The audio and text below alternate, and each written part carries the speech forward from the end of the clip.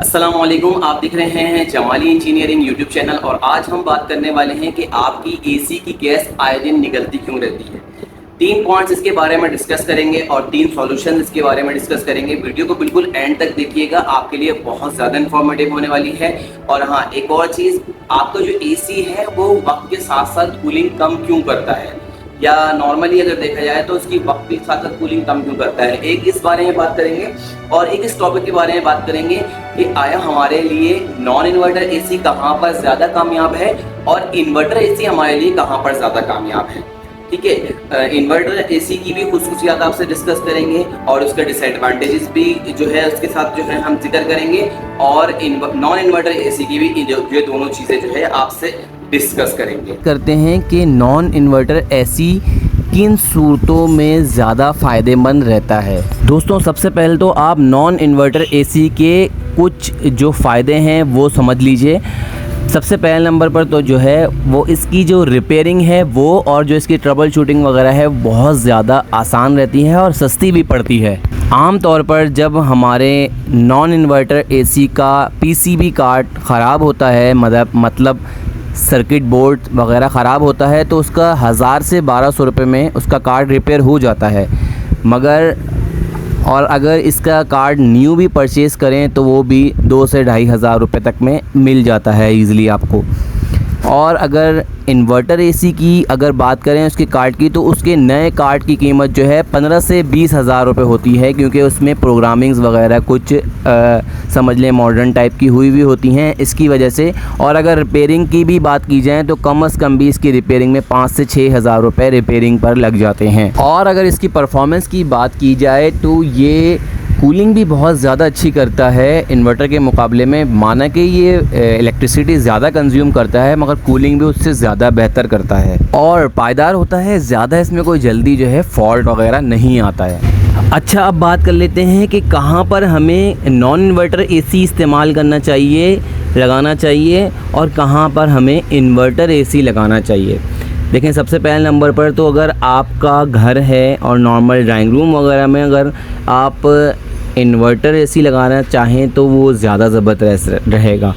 और अगर आप किसी बड़ी जगह पर या जहाँ पर जो है लोगों का गुज़र ज़्यादा हो, बार बार आना जाना हो, गेट खुलता हो, या रेस्टोरेंट वगैरह हो गया, या फिर जो है होटल वगैरह, जैसे कोई स्कूल वगैरह है जिधर पब्लिक डीलिंग वगैरह ज़्यादा होती है, वहाँ पर आप नॉन इन्वर्टर एसी लगाएंगे तो उसकी कूलिंग ऐसी होती है और दरवाज़ा खुलने से उसको इतना ख़ास फ़र्क नहीं पड़ता है। एक तो ये बात कि नॉन इन्वर्टर एसी जब आप इस तरीके की जगहों पे लगाएंगे तो आपकी एसी की क्वांटिटी भी ज़्यादा होगी, तो उस सूरत में आपका एक तो बजट जो है फ्रेंडली रहेगा, और दूसरे नंबर पर आगे के इसके जो पार्ट्स वगैरह होते हैं, जो रिपेयरिंग वगैरह होती है, उसमें भी आपका काफ़ी फ़ायदा हो जाएगा। क्योंकि non inverter AC inverter AC के मुकाबले में 25 से 30,000 रुपये का डिफरेंस होता है। इसके अलावा ऐसी जगह जहां पर लोगों का रश रहता है और लोगों का आना जाना मुस्तकिल लगा रहता है, वहां पर नॉन इन्वर्टर एसी बहुत ज़बरदस्त काम करता है। एक तो ये कूलिंग अच्छी करेगा और ये मुस्तकिल चलता रहेगा। अगर आप ऐसी जगहों पर जहां पर रश वाली जगहों पर इन्वर्टर एसी भी लगा लेते हैं तो वहां पर भी बिजली के बिल में ख़ास फ़र्क नहीं आएगा, क्योंकि वजह ये कि इन्वर्टर एसी भी मुस्तकिल चलता रहेगा। दोस्तों, इस वीडियो से मुताल्लिक़ आपके जहन में कोई भी सवाल है वो कमेंट्स करके आप मुझसे पूछ सकते हैं। मैं आपके कमेंट्स का रिप्लाई ज़रूर दूंगा।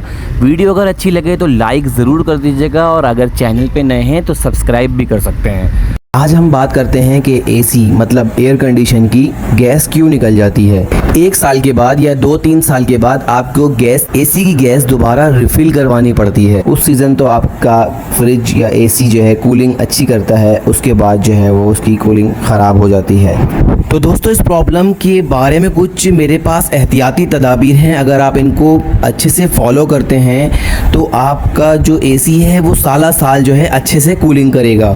मतलब ये कि बहुत ही बेहतरीन तरीके से साल जो है कूलिंग करेगा, और आपको कोई गैस लीकेज वगैरह का प्रॉब्लम भी नहीं होने वाला। तो जब भी आपने अपना एसी इंस्टॉल करवाना है या इंस्टॉल करवा चुके हैं तो आपने एक चीज़ देखनी है। तो आपने देखना ये है कि आपका जो इंडोर यूनिट है वो आउटडोर यूनिट पे बहुत ज़्यादा फासले पर तो नहीं है। मतलब ये कि आपने उसके साथ कोई एक्स्ट्रा पाइप लगाया हुआ है या एक्स्ट्रा पाइप जो है साथ लगाना है।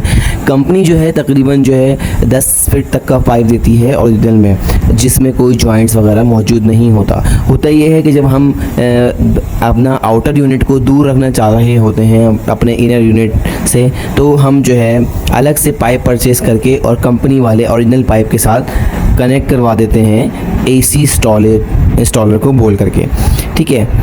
तो होता यह है कि जब वो जॉइंट्स लग जाता है तो उसकी वजह से लीकेज की प्रॉब्लम आती है, जो कि सारा मसला यहीं से स्टार्ट होता है। कोशिश करें जो कंपनी ने पाइप दिया है कि उसी के साथ जो है आउटर यूनिट लगाने को एडजस्ट करें, मतलब ऐसी कोई जो है अपनी लोकेशन डिसाइड करें जिससे जो है आपको अलग से पाइप ना लगाना पड़े।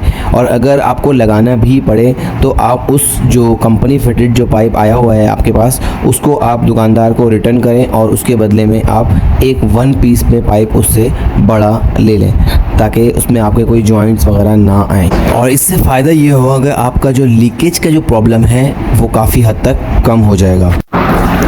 दूसरे नंबर पर चाइनीज़ AC, ऐसा इन्वर्टर जिसमें हीट एंड कूल का दोनों का फंक्शन होता है, जैसा कि हायर है। इनको आपने हीट मोड पर नहीं चलाना।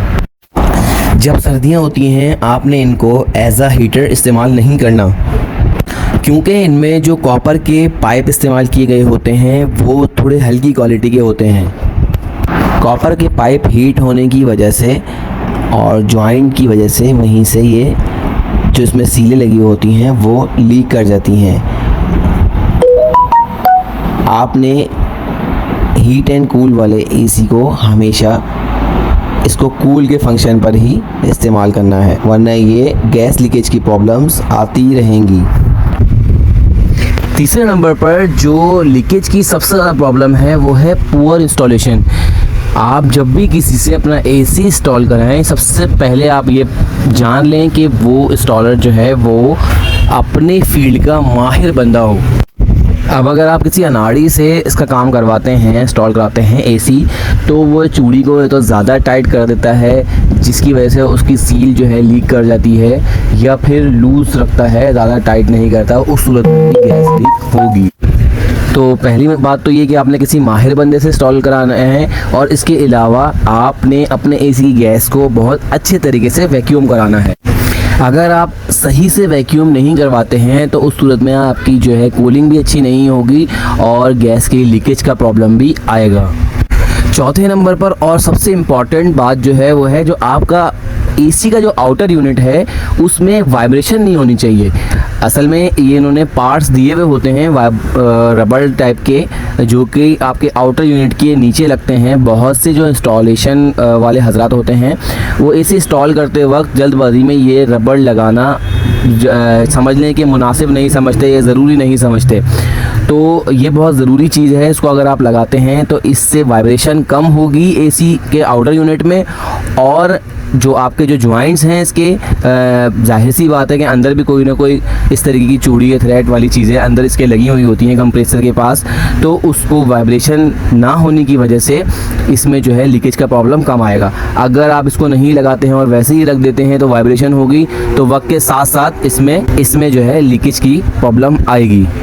बल्कि वाइब्रेशन की वजह से जो इसके अंदर कॉपर के पाइप दिए हुए होते हैं वो भी हल्के हल्के क्रैक होना शुरू हो जाते हैं वक्त के साथ साथ, अगर आपने उसके साथ ये रबड़ ना लगाया हो आउटर यूनिट में। 5वें नंबर पर अगर आप अपने घर पर AC लगवाना चाहते हैं या आपका AC बहुत ज़्यादा पुराना हो चुका है तो भी कोशिश करें कि उसको अपडेट करें और उसको नया ले लें, और अपने घर में पुराना बहुत ज़्यादा 2-3 साल से ज़्यादा चला हुआ AC ना ख़रीदें, ना लगवाने की कोशिश करें, क्योंकि वजह यह है कि बहुत ज़्यादा बार वो रिपेयर हो चुका होगा, बहुत ज़्यादा उसके अंदर जॉइंट्स होंगे अंदर, तो आप ये समझेंगे कि भाई ये दिखने में तो साफ़ है मगर वो हकीकत ये कि रिपेयर हुए हुए होते हैं। तो उस सूरत में भी आपको बहुत ज़्यादा तकलीफ़ का सामना होगा, रोज़ाना आपको किसी न किसी टेक्नीशियन के पास रिपेयर के लिए जाना पड़ेगा। दोस्तों, अगर आपको इसके अलावा अगर कोई और आपके जहन में सवाल है इस वीडियो से मुताल्लिक या किसी और टॉपिक से मुताल्लिक, तो आप कमेंट करके लाजमी पूछिएगा, मैं आपके कमेंट का ज़रूर जो है रिप्लाई करूँगा। अगर आपको वीडियो अगर अच्छी लगे तो लाइक ज़रूर कर दीजिएगा, और अगर चैनल पर नए हैं तो सब्सक्राइब भी कर सकते हैं। दुआओं में याद रखिएगा। अल्लाह हाफिज़। साथ में इसका टेम्परेचर भी रिड्यूस हो जाएगा और यह लिक्विड एक्सपेंड करेगा, जिससे यह रेफ्रिजरेंट वापस लिक्विड से गैस में बदलने लग जाएगा। लेकिन यहाँ पर लिक्विड 100% गैस में नहीं बदल पाता है। यह वोल ठीक एक वाटर स्प्रे की तरह काम करता है। वाटर स्प्रे भी बेसिकली वाटर को वेपर में बदल देता है और यह काफी ठंडे भी होते हैं। गर्मियों में छत पे रखी टंकी का पानी बहुत ज्यादा गर्म हो जाता है, तो उसको ठंडा करने के लिए शावर से आपको पानी का टब भरना होगा और आप देखना पानी का टेम्परेचर काफी रिड्यूस हो जाएगा। अब यह एकदम ठंडा रेफ्रिजरेंट जाता है हमारे रूम में लगी हुई इवेपोरेटर कोयल के पास में। यह कोयल भी कॉपर की ही बनी होती है जो हीट एक्सचेंज का काम करती है। अब यह कोयल रूम में कितनी हीट को एब्जॉर्ब करेगी इसको टन में मापा जाता है। 1 टन लगभग 3500 वोट हीट एक्सचेंज करता है, जबकि 1 टन का एसी 1000 वोट आवर की इलेक्ट्रिसिटी कंज्यूम करता है। जब ठंडा लिक्विड रेफ्रिजरेंट इस कोयल से फ्लो करेगा तो यहाँ पे लगा हुआ फैन इस ठंडक को पूरे रूम में फैला देगा। जिस तरीके से कोल्ड ड्रिंक की बोतल के चारों तरफ पानी इकट्ठा होता है, ठीक वैसे ही इवेपोरेटर कोयल काफी ठंडी होती है, तो इसके चारों तरफ भी वाटर के वेपर इकट्ठा होने लग जाएंगे, जिनको साइड में कलेक्ट करके इस पानी को बाहर निकाल दिया जाता है। इसी फंडे को यूज में लेकर बारिश के मौसम में बहुत ज्यादा नमी हो जाती है तो एयर कंडीशनर रूम के अंदर की नमी को भी सोख कर बाहर निकाल देते हैं। और ऐसा हमारे साथ में भी होता है। जब हमारी स्किल का लेवल एकदम वीक होता है तो लाइफ हमें एकदम च्युइंगम की तरह चबाकर फेंक देती है। लेकिन 3D एनिमेशन की स्किल काफी पावरफुल है और आज के टाइम में काफी डिमांडिंग भी है।